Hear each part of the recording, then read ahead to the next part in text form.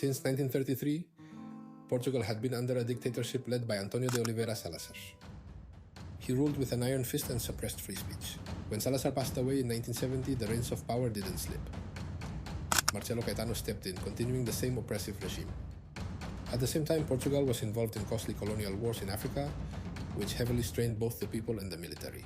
Many soldiers were frustrated with the long and exhausting colonial wars in Angola, Mozambique, and Guinea-Bissau. These wars cost many lives and drained the country financially. During this time, a group of young officers founded the MFA, the Movimento das Forças Armadas, aiming to end both the wars and the dictatorship. Key leaders of the MFA included Otelo Saraiva de Carvalho and Salgueiro Maia.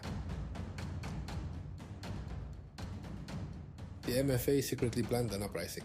As a hidden signal to start the revolution, the radio played two songs on the evening of April 24th, 1974. First, E Depois do Adeus, and at 12:20 a.m., the famous protest song Grândola, Vila Morena by Seca Afonso. This second song was the final call to action.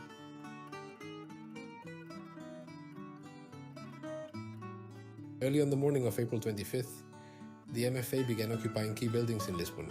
As news spread, many citizens gathered in the streets.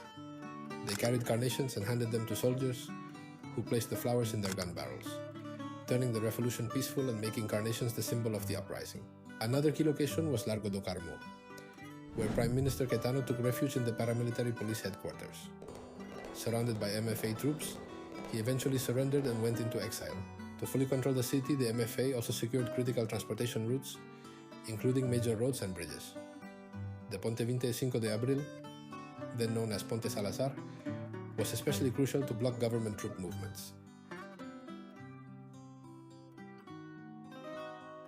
After the Carnation Revolution, Portugal began its journey to democracy. The colonial wars ended, and former African colonies gained independence. In 1976, the first free elections were held, and Portugal became a democratic republic.